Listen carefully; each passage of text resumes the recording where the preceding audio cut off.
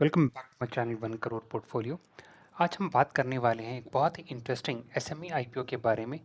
Luxury time limited जो BSE SME platform पर list होने जा रहा है। ये कंपनी स्विस लग्जरी वॉचेस की डिस्ट्रीब्यूशन, रिटेलिंग और आफ्टर सेल सर्विसेज में काफ़ी स्टैब्लिश्ड नाम है। इस वीडियो में हम इस आईपीओ के business model, financials, valuation, strength, risk और पूरा डिटेल एनालिसिस सिंपल लैंग्वेज में समझेंगे। सबसे पहले आईपीओ के बेसिक नंबर्स देख लेते हैं। इशू साइज लगभग 18.74 करोड़ रुपए का है। प्राइस बैंड 78 से 82 रुपीस पर शेयर है और ये एक बुक बिल्ट एसएमई आईपीओ है। फ्रेश इशू रफली 13.24 करोड़ का है, जबकि ओएफएस यानी offer for sale 3.74 crore rupees का है। लिस्टिंग बीएसई एसएमई पर होगी। बिडिंग डेट्स 4 दिसंबर से 8 दिसंबर तक हैं।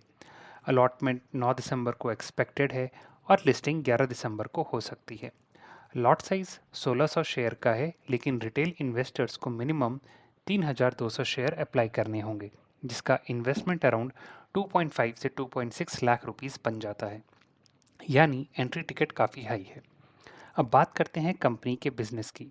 लग्जरी टाइम 2008 से इंडिया में प्रीमियम स्विस वॉच ब्रांड्स का ऑथराइज्ड डिस्ट्रीब्यूटर है। ये इंडिया में टैग ह्यूअर, जेनिथ, बॉम्बर्ग और एग्जैक्यू जैसे लग्जरी ब्रांड्स का एक्सक्लूसिव डिस्ट्रीब्यूशन हैंडल करता है। वॉच सर्विस टूल के लिए भी ये बर्गुयॉन और होरोटेक जैसे स्विस कंपनी का एक्सक्लूसिव सप्लायर है। कंपनी का बिजनेस मल्टी चैनल है। B to B distribution, retail stores जो कि मोनो ब्रांड और मल्टी ब्रांड आउटलेट्स को हैंडल करता है, shop in shop format, online sales और after sales service centres. India में 70 to 80 point of sales active हैं और सर्विस सेंटर्स मुंबई और दिल्ली में हैं। ये एक नीश लग्जरी सेगमेंट प्ले है, जहां ब्रांड पोजीशनिंग और कस्टमर एक्सपीरियंस सबसे ज़्यादा मैटर करता है। फ्रेश इशू का पैसा कंपनी मेनली 4 नए रिटेल स्टोर्स खोलने में, वर्किंग कैपिटल नीड्स और जनरल कॉर्पोरेट पर्पस के लिए यूज़ करेगी। ओएफएस का पैसा कंपनी को नहीं मिलेगा। फाइनेंशियल परफॉर्मेंस देखें तो नंबर्स डिसेंट दिखते हैं। फाइनेंशियल ईयर 23 में रेवेन्यू 52.86 करोड़ था। फाइनेंशियल ईयर 24 में थोड़ा डिप आया 50.59 करोड़ तक, लेकिन फाइनेंशियल ईयर 25 में रेवेन्यू 60.78 करोड़ हो गया, यानी कि स्ट्रॉन्ग रिकवरी।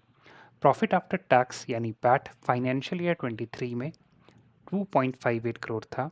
फाइनेंशियल ईयर 24 में 2.01 करोड़ और फाइनेंशियल ईयर 25 में जंप करके 4.29 करोड़ हो गया, जो कि ऑलमोस्ट डबल है।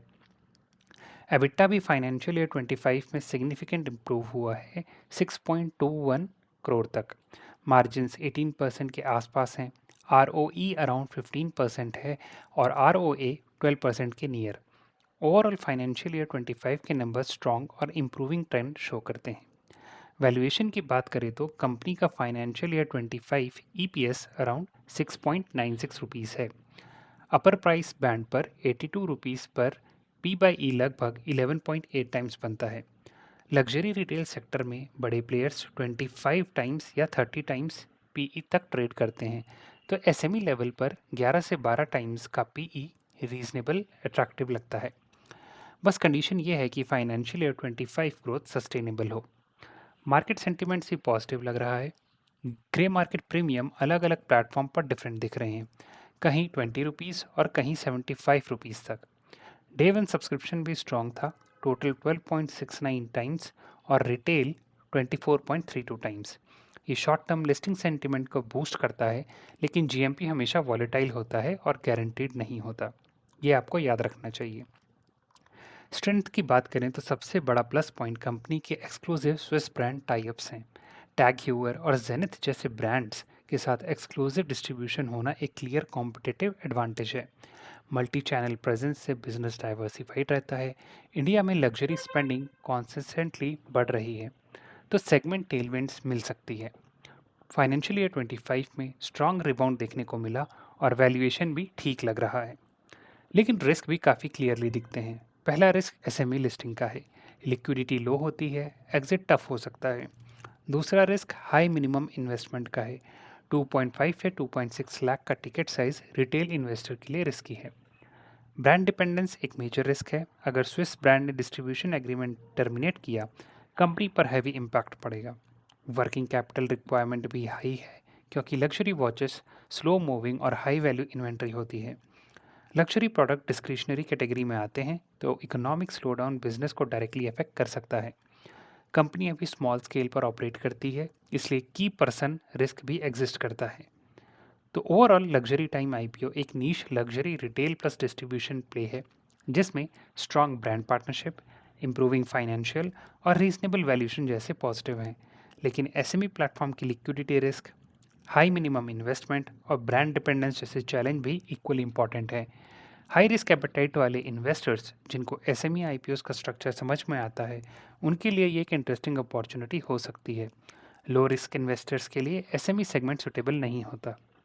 अगर आपको ये डिटेल ब्रेकडाउन पसंद आया हो तो वीडियो को लाइक और चैनल को सब्सक्राइब ज़रूर करना। और अगर आप चाहते हो कि मैं इस आईपीओ का यूट्यूब शॉर्ट स्क्रिप्ट और बाकी सारी इन्फॉर्मेशन भी आप लोग के साथ शेयर करूं, तो प्लीज़ मेरे चैनल को सब्सक्राइब करके रखिए ताकि आपको ऐसी इंटरेस्टिंग वीडियोस फ्यूचर में मिलती रहें। तो see you in the next video.